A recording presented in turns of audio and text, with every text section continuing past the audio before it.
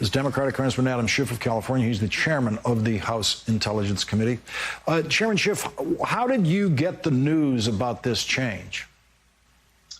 We got a call, I think it was Friday night, from the director's office saying, hey, you know that hearing that we scheduled, that hearing in September that we offered to provide, and the hearing that we offered to do not just for the committee, but also for the full House? Well, cancel that. And we said, why? And they had no answer. That was when we first heard about it. They later sent a letter to the press that was meant for us, which we didn't get until after the press did. Obviously, something changed, Lawrence, from their commitments to do these periodic hearings to make sure that the Congress, but more importantly, the country, was informed about Russia's effort to help reelect Donald Trump. Something changed, and I have to imagine what changed was Donald Trump said, I don't want you to do this. I don't want the Congress to know, and I certainly don't want the American people to know. That's very consistent with his efforts to seek foreign help, his efforts to coerce foreign help, his efforts to beg foreign help, and his effort to cover it up. Without these briefings, what are you and the Intelligence Committee going to be able to do between now and the election to discover what's actually happening? Well, the community, according to the director's office, they're going to put this in writing for us instead of briefing us. And the reason why that's wholly inadequate is you can wordsmith a document to be literally correct but completely misleading. And indeed, I think we have seen that, sadly, from this politicized intelligence community under Donald Trump in the past.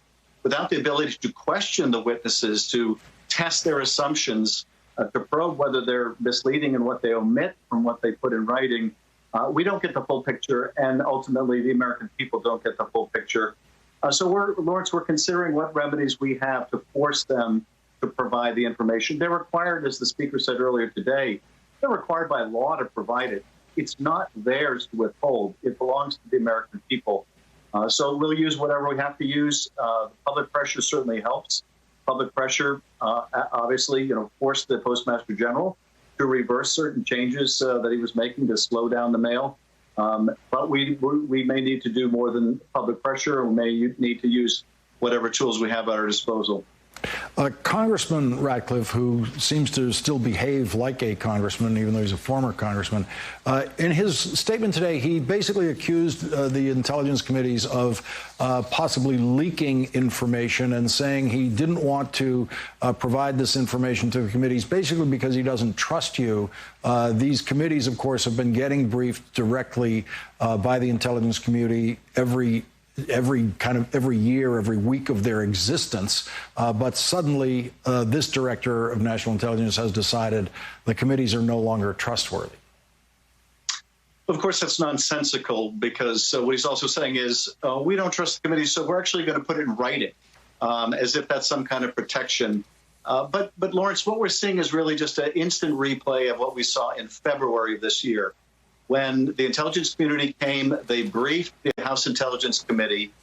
Republican members were upset that the intelligence community informed Congress that the Russians were intervening again, and they were intervening to help Donald Trump.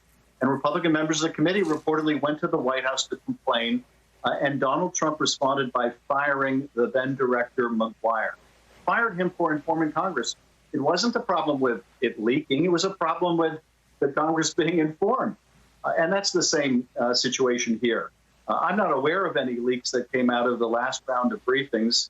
It did force the intelligence community to issue a statement to the American people acknowledging the truth that Russia was once again trying to help elect Donald Trump.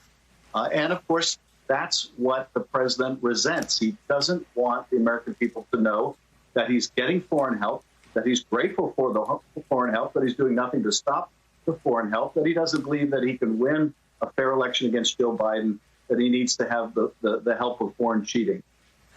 And we're learning in Michael Schmidt's book that Robert Mueller never actually fully investigated Donald Trump's relationship to Russia. Let's listen to what Joe Biden said today about Donald Trump and Russia. Never before has an American president played such a subservient role to a Russian leader. It's not only dangerous, it's humiliating and embarrassing for the rest of the world to see. It weakens us. Chairman Schiff, are we any closer to understanding why Donald Trump is so subservient to Vladimir Putin? Well, we have had to litigate all the way to the Supreme Court and now start over again because of the decision the Supreme Court to get the Deutsche Bank records, to get the banking records, to find out whether it's a financial entanglement that is guiding Donald Trump's policy. Now, we know that he wanted to build this Trump Tower in Moscow, and that would have been the most lucrative deal of his life. And we know that he was lying about it during the 2016 campaign when he was still pursuing that deal, even while he was saying he had no business dealings with Russia. He certainly, I think, has given every reason to believe he still wants to build that tower. So there are financial entanglements in what we know publicly. But I'm glad that Joe Biden pointed out what he did today, how the president won't stand up to Putin when it comes to bounties on the heads of U.S. troops, won't stand up to him when it comes to assaulting U.S. troops in Syria, as the Russians recently did, won't stand up to the Russians on election interference. And it is not only dangerous, but it is also so belittling of the strongest power on earth. And it shows what a weak president Donald Trump has turned out to be. Chairman Adam Schiff, thank you for joining our discussion.